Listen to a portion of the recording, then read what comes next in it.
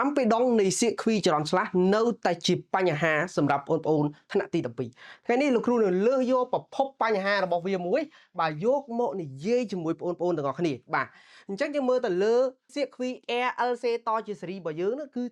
អំពីដងសមមូលរបស់យើងណាគឺដឹងថា Z ស្មើនឹងរឹសការ៉េនៃ A ការ៉េបូកជាមួយនឹង ZL ដក OZ C លើកជាការ៉េបាទយើងដឹងអាហ្នឹងយើងចាប់ផ្ដើមញែកវាជាលបាយតូចមួយបាទអូខេអញ្ចឹងឧបមាថាខ្ញុំអត់សិក្សាធាតុដែលមានសេទេអញ្ចឹងមើលនៅលើរូបនេះណាបងប្អូនអញ្ចឹងនៅលើរូបនេះវានៅសល់តែ Air ហើយនឹង L តជាសេរីនឹងគ្នាបាទបើ Air និង L តជាសេរីនឹងគ្នានៅលើអាំបេដងរបស់វាបាទយើងក៏លុប ZC ចោលទៅបាទពេលនោះគឺយើងបាន ZAL បាទ ZAL ស្មើនឹងរឹសការ៉េនៃ Air ការ៉េបូកជាមួយនឹង ZL លើកជាការ៉េឃើញទេបងប្អូនអញ្ចឹងមានន័យថាយើងចេះតែមួយទេណាយើងចេះតែអាលើមួយទេចេះតែអំពីដងនៃ ALC តជាសេរីមួយទេណាអាក្រមទៀតបើសិនជានៅលើប្រធានលំហាត់ឬក៏នៅលើសៀកខ្វីរបស់យើងអត់ធាតុណាលុបធាតុនឹងចោលបាទអូខេតោះអញ្ចឹងយើងមើលទៀតបងប្អូនខ្ញុំនិយាយអំពីធាតុ ALC ដូចគ្នាប៉ុន្តែខ្ញុំអត់គិត L ទេអញ្ចឹងខ្ញុំលុប L ចោលវិញពេលដែលលោកគ្រូលុប L ចោលមានន័យថានៅក្នុងសៀកខ្វីហ្នឹងគឺមានតែ A ជាមួយនឹង C តជាសេរីនឹងគ្នាអញ្ចឹងយើងមើលមកលើរូបមន្តរបស់វាអំពីដងវាវិញណាគឺ ZAC ស្មើនឹងរឹសការ៉េនៃ A ការ៉េបូកជាមួយនឹង ZC លើកជាការ៉េបងប្អូនឃើញទេបងប្អូនមានន័យថាយើងអត់ចាំបាច់ទៅទន្ទិញវាធាតុដែលមាន AL អត់មានទន្ទិញធាតុដែលមាន AC ទេគឺយើងចេះតែមួយទេចេះតែមួយខាងលើនេះបាទអាក្រមទៀតគឺយើងវិភាគតាមបែបហ្នឹងណាចុះប្រសិនបើនៅលើធាតុរបស់យើងអត់មាន air ណានៅលើសៀកខ្វីរបស់យើងគឺអត់មាន air វិញបាទអញ្ចឹងយើងមើលនៅក្នុងនេះបាទខ្ញុំបិទ air ចោលខ្ញុំបិទ air ចោលវានៅសល់តែ z ស្មើនឹងរឹសការ៉េនៃបាទ zl ដក o zc លើកជាការ៉េបាទអញ្ចឹងអូនមើលអារឹសការ៉េជាមួយនឹងការ៉េនេះសម្រួលគ្នាអស់បាទដូច្នេះហើយទើប zlc របស់យើងបាទ zlc របស់យើងស្មើនឹង zl ដក o zc អត់មានរឹសការ៉េទេយើងបំពាក់តម្លៃដាច់ខាតពីព្រោះថាយើងនៅលើប្រធានលំហាត់យើងអត់ដឹងថាអាណាធំជាងអាណាអញ្ចឹងណាអញ្ចឹងអំពីដងរបស់យើងជាទូទៅវាចេញមកវិជ្ជមានជានិច្ចបាទអញ្ចឹងទើបខ្ញុំបំពាក់តម្លៃដាច់ខាតអញ្ចឹងដើម្បី support ទៅលើរូបមន្តទាំងអស់នេះខ្ញុំលើកជាឧទាហរណ៍មួយជូនពួកយើងទាំងអស់គ្នាអញ្ចឹងគ្នាយើងមើលទៅលើឧទាហរណ៍របស់យើងគឺលោកគ្រូលើកយកសៀកខ្វី L ជាមួយនឹង C មកតជាសេរីនឹងគ្នាបាទពីច្រើនកូនសិស្សរបស់យើងគាត់ចេះតែ AL តជាសេរី AC តជាសេរីឬក៏ AL តជាសេរីគាត់តែងតែមើលរំលង AL ជាមួយនឹង C តជាសេរីអញ្ចឹងយើងមើលទាំងអស់គ្នានៅពេលដែល L ជាមួយនឹង C តជាសេរីនេះបាទគេឲ្យយើងគណនា ZLC ហើយនឹងគណនាចរន្តប្រសិទ្ធបើសិនបើគេដឹងទី1បាទអាំងឌីតង់របស់បូប៊ីនគឺ20មីលីហង្រីកងដងសាទ័រមាន capacity 100 microfarad អញ្ចឹងយើងគួរតែរកតាមណាទាំងអស់គ្នាបើសិនបើយើងដឹងថាតង់ខ្យងនេះបាទតង់ខ្យងដែលផ្ដល់ទៅឲ្យវាគឺ50វ៉ុលណាទៅមើលដំណោះស្រាយជាមួយលោកគ្រូទាំងអស់គ្នាបាទអញ្ចឹងនៅក្នុងសំណួរកបាទសំណួរកយើងណាទាំងអស់គ្នាបាទគឺយើងរកតាក់ទងជាមួយនឹង ZLC បាទ ZLC យើងបាននិយាយគ្នាហើយថានៅលើធាតុដែលមានតែ L ជាមួយនឹង C គឺអាំបេដងរបស់វាគឺ ZLC ស្មើនឹង ZL ដកជាមួយនឹង ZC បាទអញ្ចឹងកន្លែងនេះគឺមានន័យថាយើងអាចប្រើតាម ZLC ស្មើជាមួយនឹងតម្លៃដាច់ខាតនៃ ZL បាទ ZL ដកជាមួយនឹង ZC បាទចុះ ZL និង ZC យើងរកតាមណាទាំងអស់គ្នាបាទអត់ពិបាកអីទេណាអញ្ចឹងតាក់ទងជាមួយនឹង ZL របស់យើងគឺយើងអាចរកតាមរយៈ L គុណជាមួយនឹង Omega បាទចុះ L យើងប្រហែលគ្នាយើងនេះ L យើងគេឲ្យមក20បាទអញ្ចឹង C 20មកណាទាំងអស់គ្នាប៉ុន្តែ milli henry យើងបែកទៅវា10សេគុណដក3បាទដក3គុណជាមួយនឹង Omega របស់យើងគឺ300ណាអញ្ចឹងអូនគុណចូលមកបាទយក3គុណនឹង2 6បាទកន្លែងនេះខ្ញុំអាចទៅសេបាន6អូមពីព្រោះអានេះសម្រួលស្វ័យគុណអស់ហើយណាទាំងអស់គ្នាទៀតយើងនិយាយពី ZC វិញម្ដងបាទ ZC វាស្មើនឹង1នៅលើ C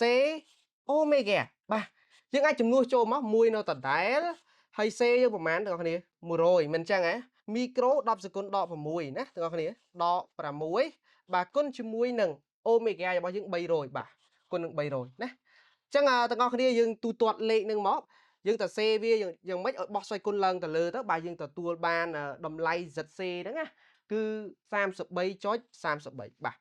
អូមដូចគ្នាណាព្រោះຂະຫນាតវាគឺຂະຫນាតអូមដូចគ្នាបាទអូខេអញ្ចឹងយើងស្គាល់ ZL ស្គាល់ ZC យើងជំនួសចូលទៅក្នុងនេះមកយើងប្រកាសជាអាចរក ZLC បានហើយណាអញ្ចឹងនាំឲ្យតិចមកគ្នាយើងបាទ ZLC ស្មើជាមួយនឹងតម្លៃដាច់ខាត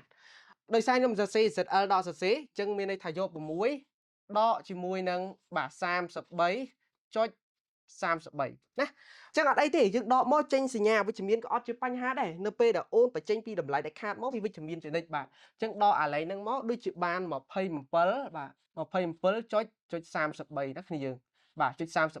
បាទຂະຫນាតរបស់វាគឺអូមណាទាំងអស់គ្នាបាទអូមបាទអញ្ចឹងនេះគឺជាអាំពីដងបាទអាំពីដងសមមូលនៃ CQ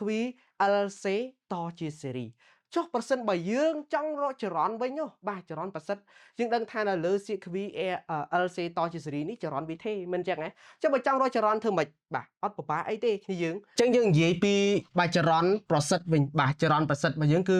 មានន័យថាយើងតាំងចរន្តប្រសិទ្ធយើងដោយ IRMS អញ្ចឹងយើងរកចរន្តប្រសិទ្ធរបស់យើងគឺយើងប្រើតាមរូបមន្តរបស់យើង IRMS ណាទាំងអស់គ្នាបាទ IRMS របស់យើងគឺស្មើជាមួយនឹងបាទ V ប្រសិទ្ធបាទ VRMS របស់យើងចែកជាមួយនឹង ZLC អញ្ចឹងទាំងអស់គ្នាជំនួសចូលតិចមកអត់ពិបាកអីទេបាទគឺយើងស្គាល់ទី1តង់សុងយើងប៉ុន្មាន50មិនអញ្ចឹងហ៎បាទ50ចែកជាមួយនឹងអាតាកតងនឹង ZC ដែលយើងរកឃើញតើគ្នាគឺ27.33បាទ27.33បាទយើងយកវាចែកមកយើងនឹងទទួលបានចរន្តប្រសិទ្ធរបស់យើងដែលយើងតាំងដល់អក្សរ IRMS ហ្នឹងណាគឺ1.83 អំពែបាទអញ្ចឹងនេះគឺជាចរន្តប្រសិទ្ធនៅពេលដែលអូនរកឃើញចរន្តប្រសិទ្ធហើយយើងចង់រកវេប្រសិទ្ធរបស់គោលនៃបាទបូប៊ីនហើយនឹងវេប្រសិទ្ធរបស់បាទកុងដងសតើគឺស្រួលមែនតើអញ្ចឹងអានេះសំណួរខណាទាំងអស់គ្នាខបាទអញ្ចឹងទី1គឺខ្ញុំនិយាយពីរកវេប្រសិទ្ធរបស់ C និងវេប្រសិទ្ធរបស់ L អញ្ចឹងចំពោះវេប្រសិទ្ធរបស់ C បាទវេប្រសិទ្ធរបស់ C បញ្ជាក់ណាគឺតជាស៊េរី EVT អញ្ចឹងកន្លែងនេះគឺយើងអាចជំនួសវាដោយ I ប្រសិទ្ធដែលយើងរកឃើញ IRMS ដែលយើងរកឃើញណាទៅគុណជាមួយនឹង ZC បាទ ZC យើងស្គាល់ហើយទាំងអស់គ្នាមើលតិចទៅបាទតាកតងជាមួយនឹង I ប្រសិទ្ធបាទ IRMS របស់យើងហ្នឹងណាស្មើជាមួយនឹង 1.83 អំពែហើយតាកតងជាមួយនឹង ZC បាទ ZC របស់យើងរកឃើញមិញដូចជា 33.33 ណាអូមអញ្ចឹងទៅនេះយើងជំនួសចូលខ្លួនឯងទៅបានហើយតាកតងជាមួយនឹងតង់សុងប្រសិទ្ធរបស់គោលនៃកុកដងសតើបាទដោយឡែកតង់សុងប្រសិទ្ធរបស់បូប៊ីនដូចគ្នាដែរគឺ VL ស្មើជាមួយនឹង I ប្រសិទ្ធបាទ I ប្រសិទ្ធគុណជាមួយនឹង Z បាទ Z អីគេ ZL ណាទាំងអស់គ្នាហើយ ZL យើងរកឃើញនៅ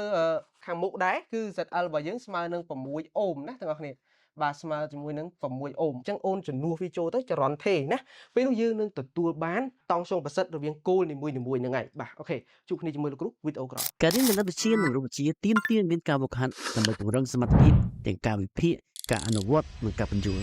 ដូច្នេះសាលារៀនតែមួយមុខមិនគ្រប់គ្រាន់សម្រាប់សិស្សនោះទេគឺយើងត្រូវមានសាលាបង្វឹកផងដែរជាពិសេសទៅលើផ្នែកគណិតវិទ្យានិងរូបវិទ្យាមជ្ឈមណ្ឌលបង្វឹក Feynman Academics បានរៀបចំនៅប្រព័ន្ធសិក្សាបែបបង្វឹកសិស្សឲ្យមានភាពស្ទាត់ជំនាញទៅលើមុខវិជ្ជាគណិតវិទ្យានិងរូបវិទ្យាដោយយើងមិនត្រឹមតែបំបែកមេរៀនឲ្យទៅជាចំណុចតូចៗដើម្បីជួយសិស្សឲ្យងាយចាប់បានខ្លឹមសារងាយយល់បានស៊ីជម្រៅហើយអាចដោះស្រាយលំហាត់បានយ៉ាងត្រឹមត្រូវលំហាត់ដែលសិស្សវឹកហាត់ត្រូវបានចងក្រងឡើងតាមលំដាប់លំដោយតាមកម្រិតនិងល្បឿនសិក្សារបស់សិស្សនីមួយៗដើម្បីជួយបណ្ដុះសមត្ថភាពសិស្សឲ្យប្រសើរឡើងពីមួយកម្រិតទៅមួយកម្រិតយើងក៏បានបញ្ចូលនូវកម្មវិធីសិក្សាបែប Digital សម្រាប់ជួយសិស្សឲ្យងាយយល់ពីមេរៀនចាំបាច់ដូចជាអគ្គិសនីសម្ពាធច្បាប់ Newton និងកម្លាំងធនមាត្រក្នុងលំហក៏ដូចជាការគូសខ្សែកោងជាដើមចុះឈ្មោះធ្វើតេស្តកម្រិតសិក្សាលើនេះដើម្បីទទួលបាននូវការបង្វឹកនិងបទពិសោធន៍រៀនបែបថ្មីជាមួយ Feynman Academics សូមគំនិតថាចុះឈ្មោះរៀនឬក៏ចុចប៊ូតុង Send Message សូមអរគុណ